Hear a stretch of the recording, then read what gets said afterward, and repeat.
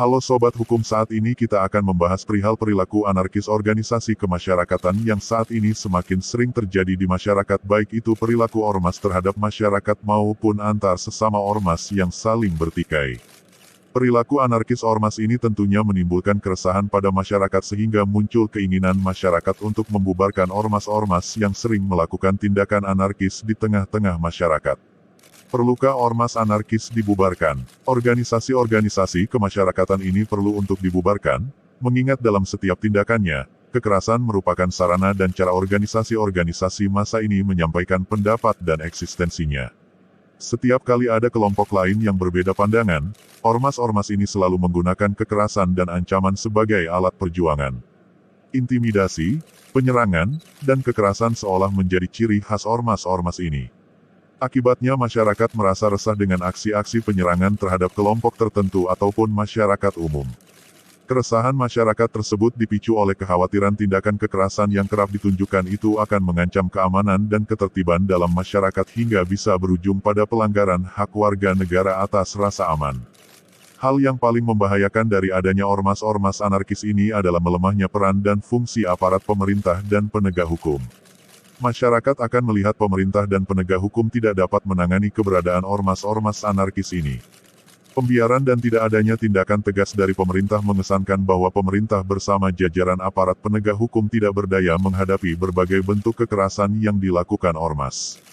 Apalagi untuk menangkap dan menghukum anggota-anggota dan pimpinan ormas anarkis. Sehingga, akan semakin mengurangi kepercayaan masyarakat terhadap pemerintah dan aparat penegak hukum. Pasal 28 huruf E ayat 3 UUD 1945 memang menyatakan, setiap orang berhak atas kebebasan berserikat, berkumpul, dan mengeluarkan pendapat.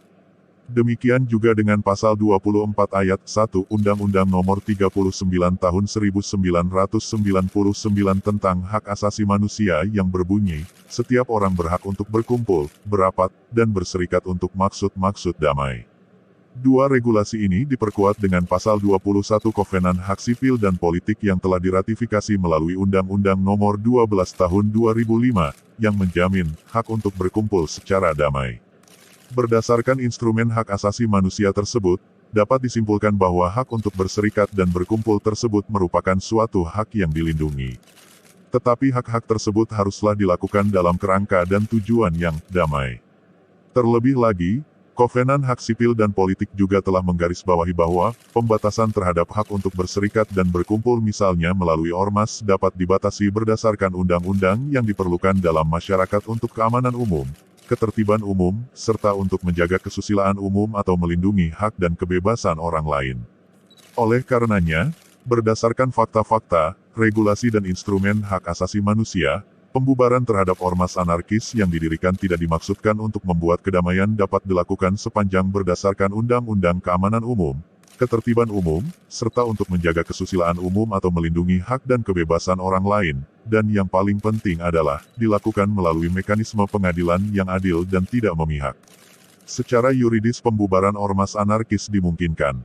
Sarana yang dapat digunakan adalah melalui Undang-Undang Nomor 8 Tahun 1985 tentang Ormas dan Peraturan Pemerintah Nomor 18 Tahun 1986 yakini menyebarluaskan permusuhan antar suku, agama, ras, dan antar golongan, yakni dengan melakukan pembekuan terhadap suatu organisasi, terutama terhadap suatu organisasi yang nyata melakukan kegiatan yang mengganggu keamanan dan ketertiban umum. Pasal 13 ayat A Undang-Undang Nomor 8 Tahun 1985 tentang Organisasi Kemasyarakatan.